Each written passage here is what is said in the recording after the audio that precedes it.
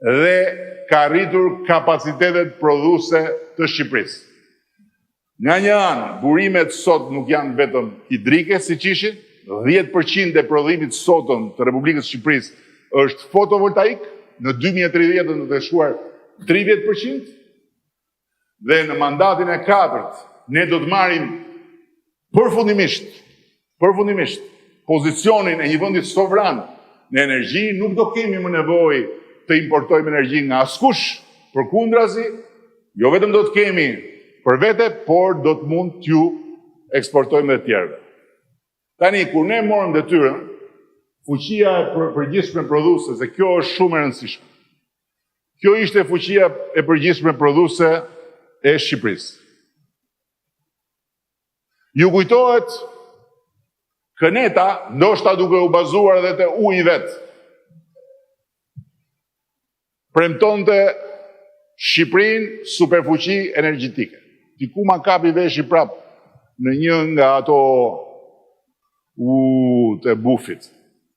Superfuqia energjetike e premtuar ishte kjo. Gjithë ajo shifër lartë është sekretari i parë i sekretarit që u bë pastaj kryetari i partisë opozitare. E kishte bërë shoku Enver atë bashkë me diktaturën. Këneta shtoi vetëm këtë, shifër këtu, dhe e shtoi me skemë mbështetëse. Pra duke i dhënë lek kompanisë që ndërtoi ashtën. Dhe prodhimin Këneta e rriti vetëm me 241 megavator. Shikoni sot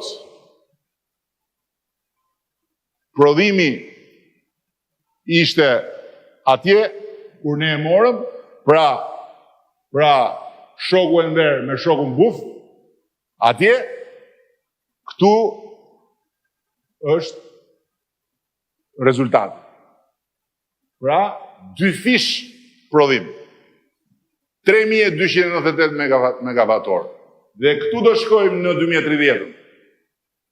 Kjo do jetë Shqipëria sovrane.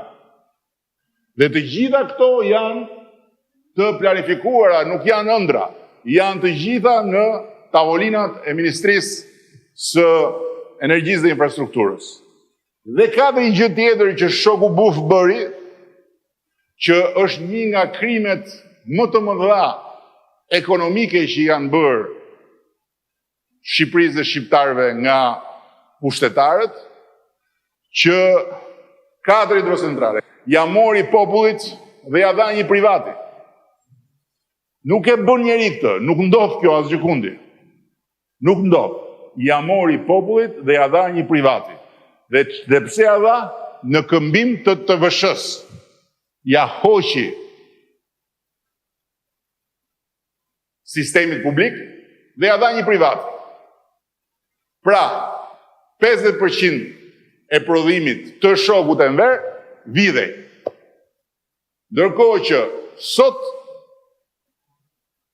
ne kemi jo vetëm 2 fish prodhim nga çfarë gjetëm nga shoku Enver me shokun Buf, por kemi edhe një rënje drastike të humbjeve në rrjet, ndërkohë që sot vjedhja e energjisë është një gjë shumë e rrallë dhe argëtimi është i plot. Çmimi i energjisë, nga një shkurti, çmimi i energjisë për konsumatorët familjar, 1 milion e kusur, u ul në 10.5%. 95% e klientëve familjar morën ulje të çmimit. Vim te uji, sepse dhe te uji kemi për të treguar faktet. Faktet që nuk dalin në televizor, faktet që nuk dalin në portale, faktet që mbulohen çdo ditë nga llumi i Kënetës, nga moçalishtet, nga gjithë insektet që jetojnë mbi ujin e Kënetës dhe pastaj shkojnë edhe parkojnë nëpër ato kashtoret e studiove televizive. Kur ne morëm detyrën, furnizimi me ujë 24 orë ishte vetëm në 4 zona urbane. 4. Asnjë zonë rurale. 2024 ne kemi mbyllur me 43 zona urbane dhe me 98 zona rurale që furnizohen 24 orë rregullisht. Dhe deri në fund të mandatit të 4-t kemi këtë situatë për të adresuar. 16 zona urbane të mbetura, nga të cilat 11 janë në kantier sot që flasim, dhe 37 zona rurale. Që do thotë një mbulim i përgjithshëm 90% i perimetrit Republikës 24 orë, ndërkohë që ai 10% që janë pika shumë të largëta nëpër male që është e pamundur dhe që ekzistojnë edhe në vende tjera.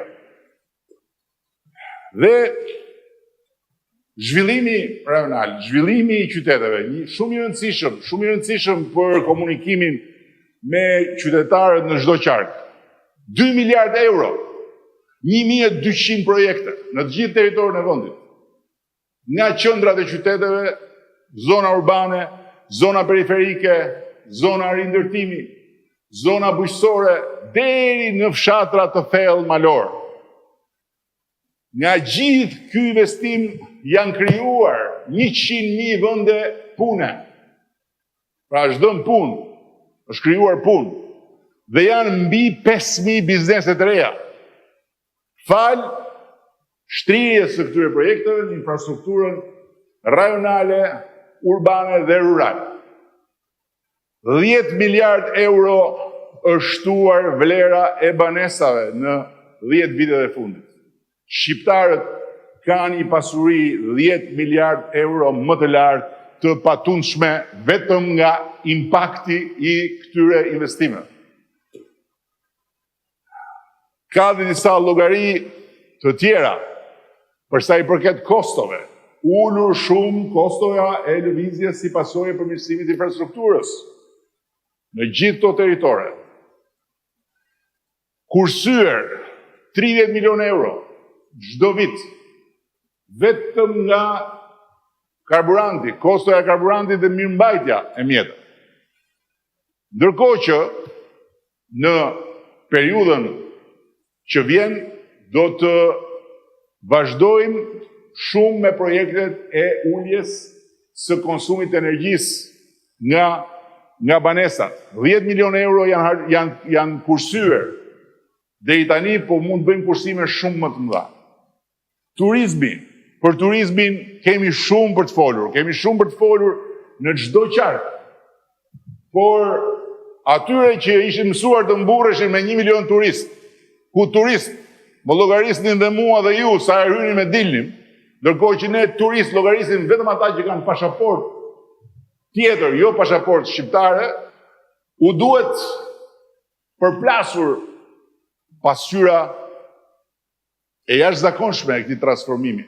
E jashtëzakonshme, është rritur 10 fish Shqipëria turistike.